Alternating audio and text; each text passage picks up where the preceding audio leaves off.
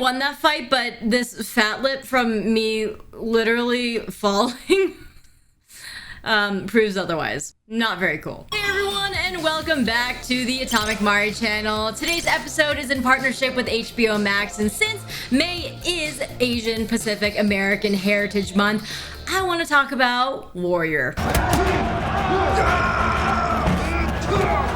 My fighting skills pale in comparison to the shows, but I had to try to at least emulate it, right? Like, this show makes me want to get up and just go and also do some crunches.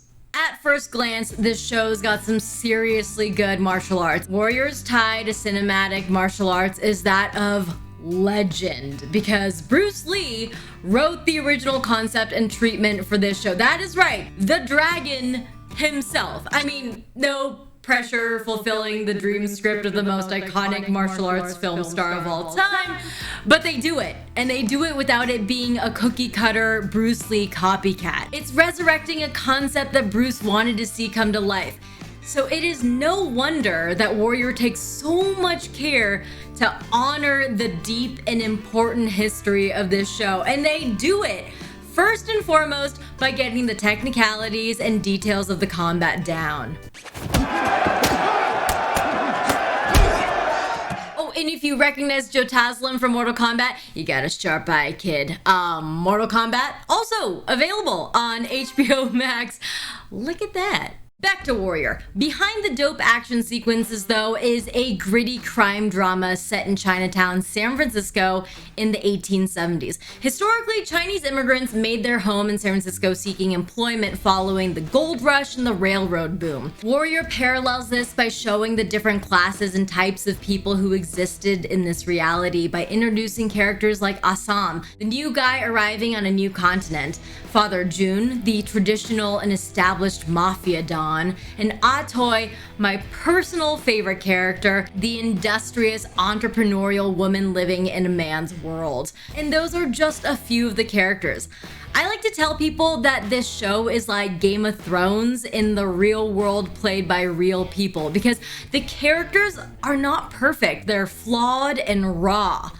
The complexities of characters and their relationships to each other shift like pieces on a chessboard, and the stakes are high for these characters because just about everybody is struggling to survive in a cruel and unforgiving world. The inhabitants of Chinatown are constantly in danger.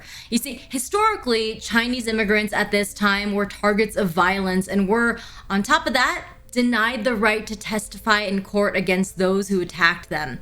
They were the target of racism, violence, and anti-Chinese laws. And it is, without question, impossible to deny that it's disheartening to see a parallel today. Because if you think about it, a story written about the 1870s by Bruce Lee in the 1970s, which touches on problems that we're still grappling with today in 2021, is disappointing and scary and upsetting, to say the very least.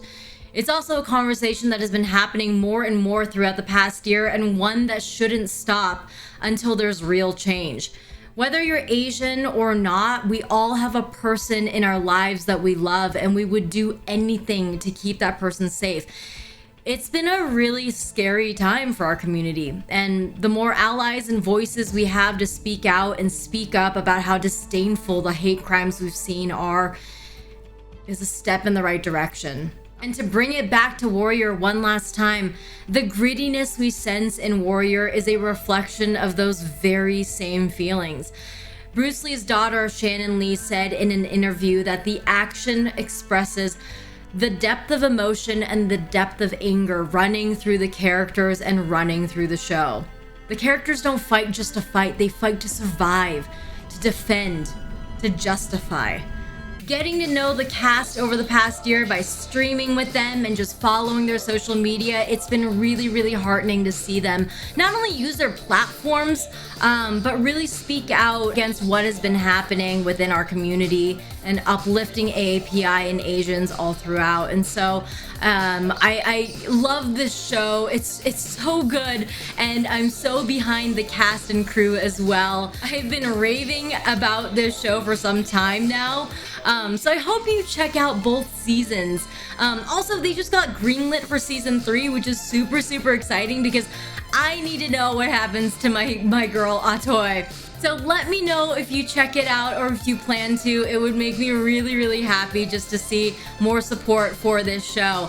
And there's also a ton of other titles celebrating and featuring AAPI and Asian cinema on HBO Max. They have an enormous library of anime. It's where I watch Promised Neverland and all of Inuyasha. Oh, and Peter and I went through their entire catalog of Miyazaki films, including all of the obscure ones too. Some of my other favorites are Kurosawa's classics like Yojimbo and Seven Samurai, Crazy Rich Asians, the Godzilla collection of course, and most recently, Mortal Kombat.